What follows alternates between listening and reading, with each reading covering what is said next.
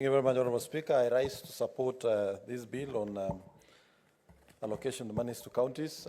Honorable Speaker, even as I rise to support this bill, we want to urge, Honorable Speaker, our counties that the Senate, having worked very hard to increase the allocation from the proposed 391 to the 400 billion mark, we expect our counties to be diligent in the utilization of these resources. Honorable Speaker, my own county, Uasin Gishu County, is going to have an additional funds of over 300 million, Honorable Speaker.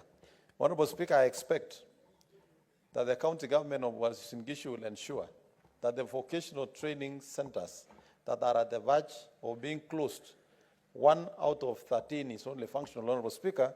With these resources, those institutions will be restored and our young people will be able to get skills and be able to work. Honorable Speaker, also as I rise to support this bill, as the chair of the Standing Committee on Health, I want to urge our county governments to invest resources on health because this builds the foundation of every county.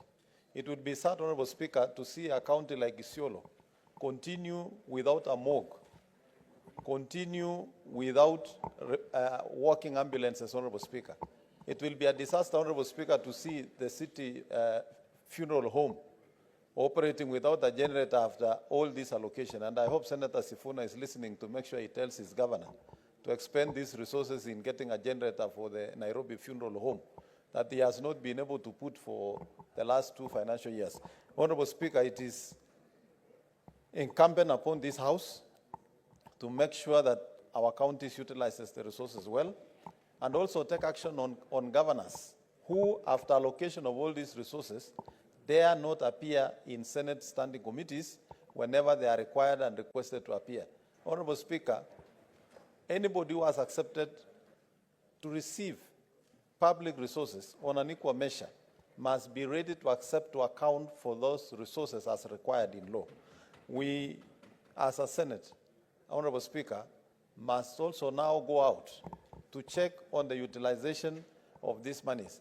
In fact, Honorable Speaker, it is my heart that as we start the next session of the House, that our committees in the Senate should actually focus in visiting counties to see the reality. The reports can be good on paper, but on arrival, you will find a dispensary that is a slaughterhouse in the name of a dispensary, Honorable Speaker. It is only until we make a visit to the counties that we shall see the reality of what our people are going through and the utilization of the resources. Senator Mwaruma.